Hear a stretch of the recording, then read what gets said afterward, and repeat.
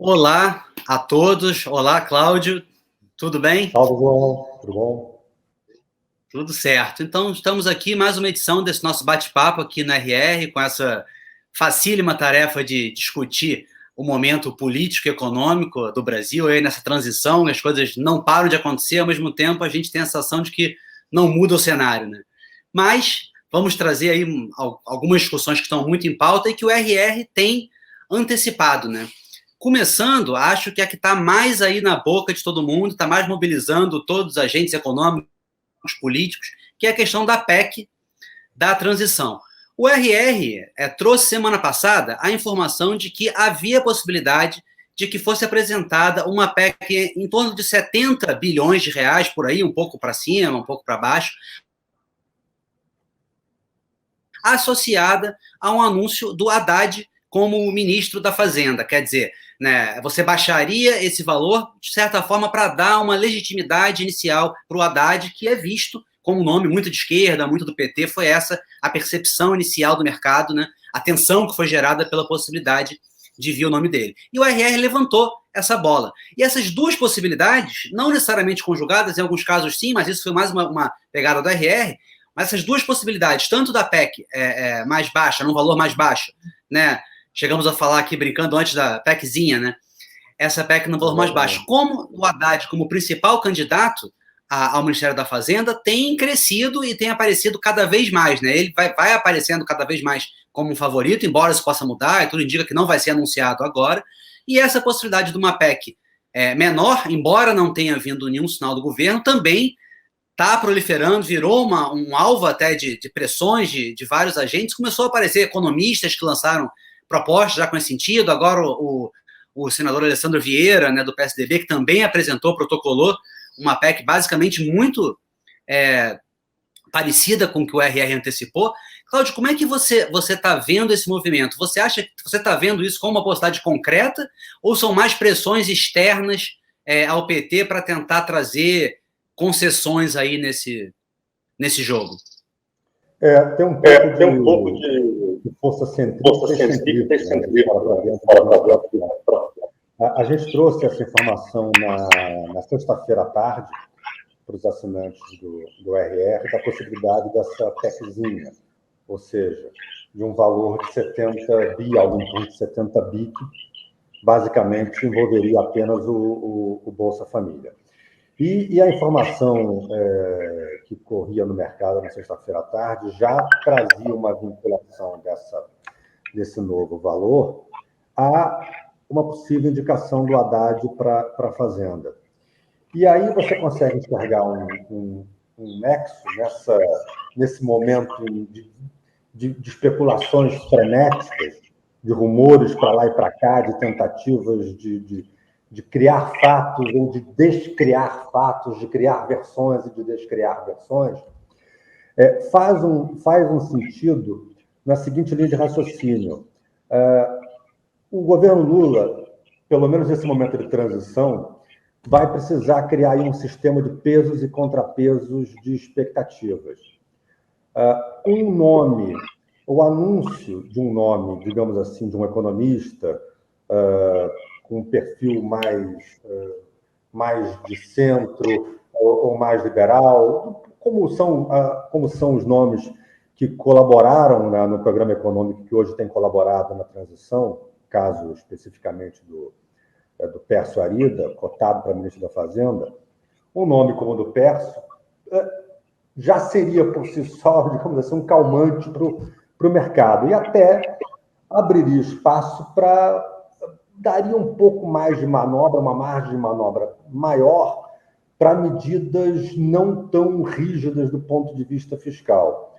Um nome como o Haddad pede exatamente o contrário. Quando você traz um nome raiz do PT, o mercado vai ficar mais nervoso, mais trêmulo, e vai exigir em contrapartida a expectativa de medidas mais rigorosas aumenta.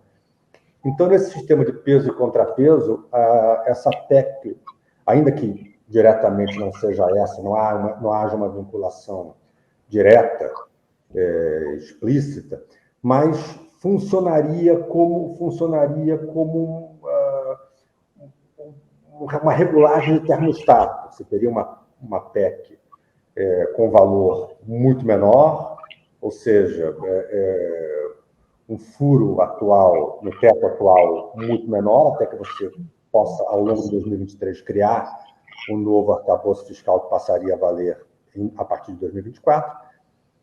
E isso compensaria, pelo menos na percepção do mercado, nas expectativas ou na reação que isso geraria no mercado, a nomeação do Haddad, ou seja, de um petista raiz.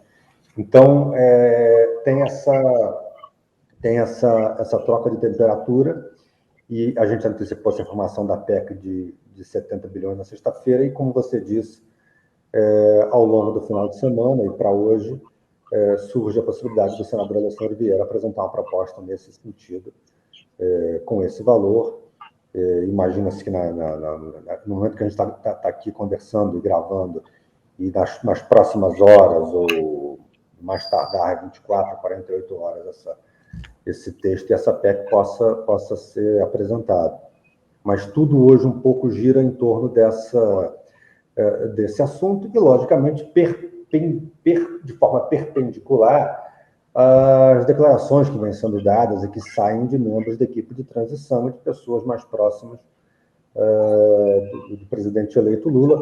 A gente até trouxe a informação também no relatório, os assinantes do relatório puderam acompanhar na semana passada, de um cuidado e até de uma conversa, de uma interlocução feita entre o vice-presidente eleito Geraldo Alckmin e a presidente do PT, Gleisi Hoffmann, porque a Gleisi também passou a dar declarações sobre economia e sobre política fiscal na mesma linha do Lula, só que ela não tem o estofo do Lula e não vai ter a capacidade de ser reinterpretada pelos agentes como o Lula eventualmente pode vir a ser. Então, além desse nervosismo em torno da PEC, do nome do ministro e da política fiscal, você tem essas declarações encontradas e desencontradas de pessoas próximas do PT, de pessoas próximas do Lula, que vão aumentando essas tensões, né? Esse é um momento de muita tensão cruzada. O que a gente percebe também nesse jogo é que, exatamente o que você falou, né? Há um jogo ali de pressões muito grande. A gente poderia falar dentro de uma aliança que já é ampla, mas naturalmente dentro do próprio PT, né? Que tradicionalmente a gente encara muito, não necessariamente um pouco PT, né? Uma coisa um pouco, às vezes, monolítica, com o PT isso, PT aquilo. E há uma tradição do PT, já foi assim nos outros governos Lula e no próprio Dilma, de haver um embate muito grande de diferentes correntes, diferentes posições, né? E esse jogo da Gleisi, ele é uma coisa que a gente sente que também está havendo, é uma coisa que não necessariamente atrapalha, porque eu tenho a impressão que o Lula tá acostumado, ele inclusive chegou a falar na campanha, se não me engano, naquele último debate, que o Bolsonaro trouxe o documento, ele falou, olha, você não está acostumado com o partido, tem 50 mil correntes, cada 50 mil, não sei quantos grupos, cada um faz uma coisa. Diria que uma outra coisa, que acho que um exemplo disso que me vem à cabeça, que o RR também trouxe, foi a questão do Ilan, né, que também traz bastante essa questão. Quer dizer, você ouve o movimento do Manteiga ligar para tentar adiar a eleição com o apoio de setores do PT, mas que depois voltou-se atrás e, pelo que se percebe, há outros setores do PT da Aliança que também não estavam tão comprometidos com essa ação do Manteiga, e a gente viu, inclusive, agora o Alckmin parabenizando, né, a eleição do Ilan e dizendo também que foi um recado do Lula. Uma coisa nesse sentido... Esse é um ótimo exemplo, João, desculpe interromper, esse é um ótimo exemplo de como as dificuldades de diálogo do PT com o PT e de como o PT desdiz o PT em vários momentos, né, as diferentes correntes. Essa posição do Manteiga na indicação do Ilan para o Banco Americano é um exemplo muito, muito revelador dessa falta de sintonia que às vezes aparece. A gente também trouxe no relatório, noticiou que até havia dentro do PT na verdade, havia uma outra possibilidade de candidatura que nascia até de setores de países, nascia de fora para dentro do Brasil, que era a candidatura do Luiz Alvazu Pereira, que hoje é diretor-geral adjunto do BIS, do Banco de Compensações Internacional, e que era ele foi diretor do Banco Central nos governos do PT, e era uma candidatura que tinha mais aderência ou mais simpatia do PT. Daí ao Mantega fazer o que fez, são outros 500. E ele faz uma carta, não se sabe lastreado em quê, com que respaldo para isso, com que autonomia para isso, um membro da equipe de transição, um longevo ex-ministro da Fazenda, um nome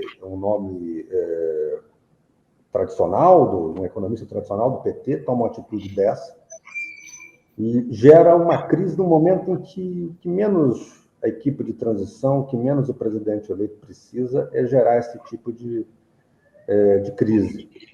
E num jogo que já estava jogado, né? A candidatura do Willan já estava jogada. Você pode até discutir, a gente tratou disso no relatório, a forma como o governo Bolsonaro, como o ministro Paulo Guedes indicou o nome do Willan, uma forma talvez um pouco assodada, não respeitou praxes internacionais, que são, no momento de transição, quando já há um outro governo eleito, normalmente ou você passa ao governo eleito a prerrogativa de indicar, de defender uma candidatura do Brasil para um organismo multilateral, ou você tenta, num diálogo, um nome de consenso. Não foi o que o ministro Paulo Guedes fez, mas aqui isso não serve de justificativa para o movimento do Mantega, até porque aqui não vai nenhuma crítica. O mérito não é o nome do Willan, que é um excepcional nome. Você podia até ter trabalhado um outro nome que permitisse ao Brasil manter 2 representantes seus em postos chaves. Você poderia ter uma articulação, uma costura que permitisse a manutenção do Willan no FMI e um representante brasileiro no Banco Interamericano. Era uma possibilidade. Essa possibilidade não se materializou. Mas daí o Mantega agir da forma assodada como agiu, é um outro departamento e só precipitou a saída dele da equipe de transição. Talvez tenha sido... se é para ter na equipe de transição alguém que causa mais nervosismos e mais tensões do que soluções, talvez o saldo não tenha sido de todo negativo para o momento político e para o que o governo de transição precisa agora, né?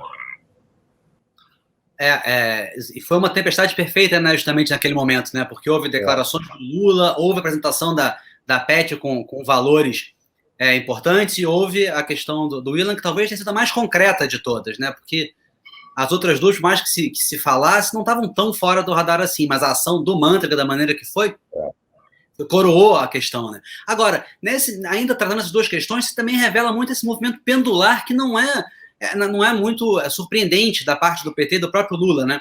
O Lula, então, ele fala uma coisa para um público, ele fala uma coisa para outra, ele fala uma coisa, ao mesmo tempo ele age de uma outra maneira. Ele fez um pouco isso essa semana. Talvez ele acalme um pouco o mercado, se ele ficar uma semana agora que está com a questão da garganta, não falar mais, pode ser que as coisas vão andando. Mas ele falou aquelas declarações, tal, do estabilidade fiscal, não pode ser só isso, aquelas declarações que trouxeram muito incômodos. Depois já voltou a falar em responsabilidade fiscal.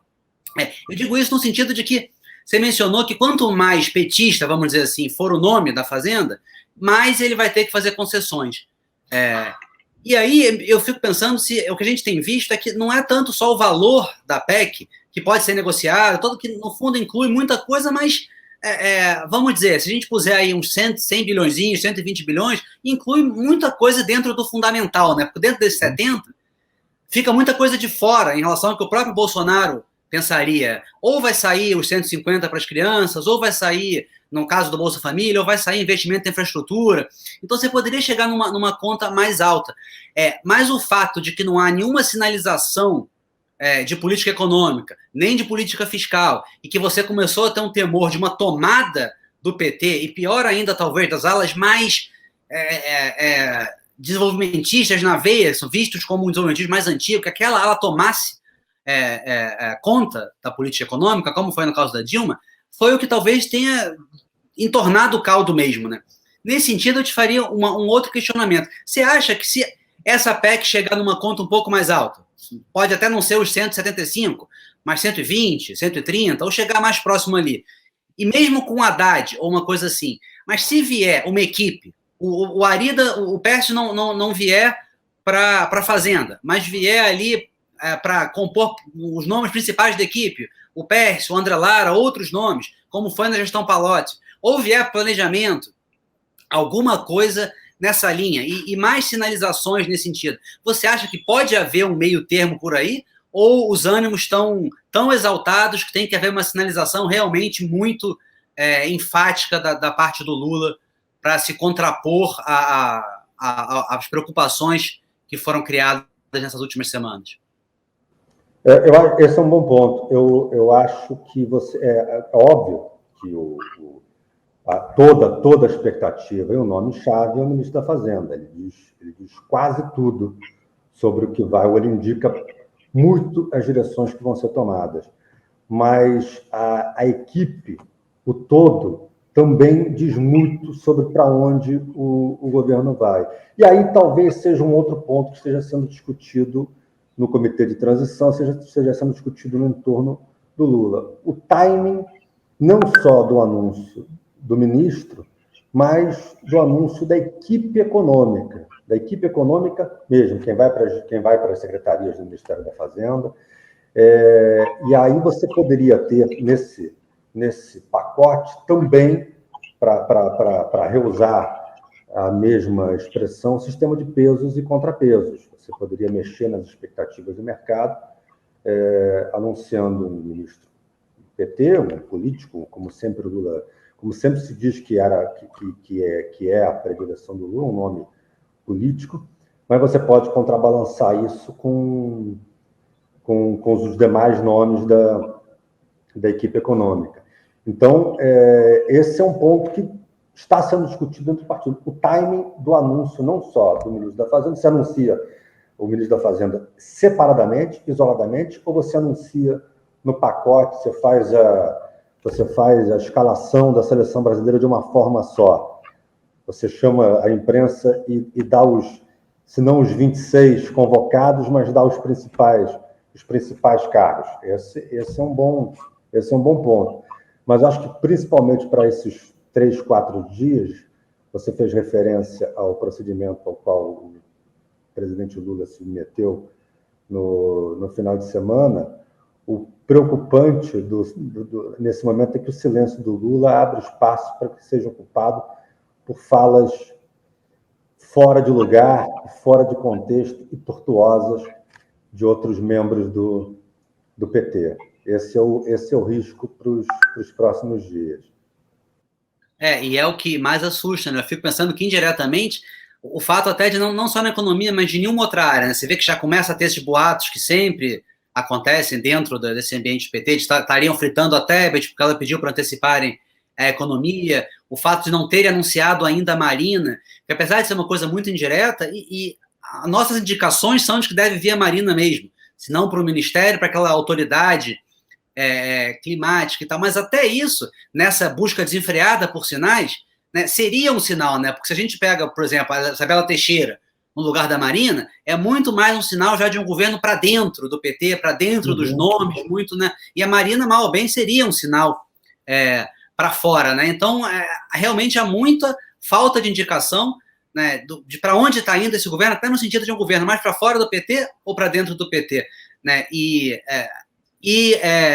Aliás, nesse sentido, acho que o melhor sinal, talvez, para o mercado, acho que está se dando atenção, mas talvez tanta coisa que não se olhe tanto, é o fato de que se alguém não parece estar sofrendo nenhuma fritura, por incrível que pareça, é o Alckmin, né? Não sei se você viu alguma coisa, mas a gente não vê nada. O Alckmin parece um petista. Não, o Alckmin é o primeiro-ministro. O Alckmin hoje tem uma função de primeiro-ministro. O papel que ele ocupou, não só na campanha, mas que já vem ocupando no governo de transição, e ele tem um efeito calmante sobre formadores de opinião, sobre o mercado, sobre forças políticas. Ele tem um efeito calmante para dentro do Congresso, e esse é um momento chave. Ele está conduzindo toda a negociação com o Congresso em torno da PEC. Isso já dá o Lula não tem se envolvido. O Lula, nos últimos dias, se dedicou a agendas internacionais.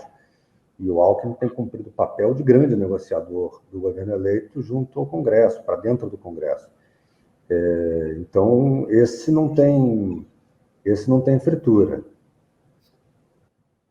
Tem sido o único escudo, né? É complicado. E o Lula também, no momento em que o Lula parece também fazer questão, tem um pouco essa interpretação, de também mandar um recado, né? Eu faço uma associação um pouco aqui, embora seja um personagem muito diferente, não tem a ver no fundo, mas na maneira de pôr. O Bolsonaro, uma coisa que ele fez desde o início, uma questão muito grande, foi de não mandar embora colaboradores diante de denúncias, diante de pressão. É um pouco a tese de que se ele fizesse isso uma vez, ele seria obrigado a fazer o tempo inteiro. E realmente foi uma prática que ele teve, né? E o Lula parece, de alguma maneira, querer fazer isso em relação ao mercado, com todos os riscos e eventuais erros que isso comporta. Quer dizer, olha, eu não vou me movimentar, não interessa até onde vai, eu até cutucar, mas eu não vou movimentar em função disso, porque eu posso até fazer superávit, mas eu vou fazer meio aquela coisa, porque eu estou decidindo do meu jeito. Foi finalmente o que ele falou, até no final, na semana passada. Mas parece que ele é propositalmente, não parece ser muito sem querer, né? E o Alckmin acaba sendo o único até agora, como não tem o ministro da Economia, o ministro da Fazenda, ou a equipe econômica, o Alckmin é meio que o único escudo, né? Para contrabalançar esses recados políticos do Lula, que não necessariamente são de gestão, mas são políticos. Sim, ele tem cumprido esse papel, cumprido muito bem. E se há alguém que não provoca nervosismo, se há alguém que tem sido extremamente responsável em tudo que diz, para onde sinaliza, é o Alckmin. Dali até o momento não há tensões, não sai nenhuma descarga elétrica dali. Sim, nunca foi tão bom o picolé de chuchu, né? Nunca. É o sabor do verão.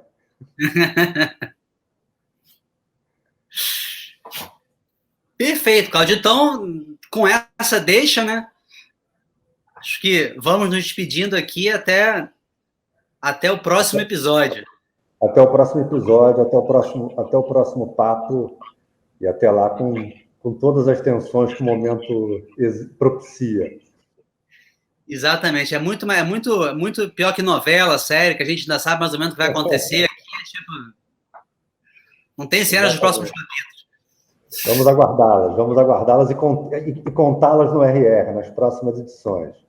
Tá certo, gente. Fiquem atentos, como a gente tem falado aqui, o RR tem antecipado 9 em 10 ações da equipe de transição e também da futura oposição, enfim, de tudo que tem acontecido por aí.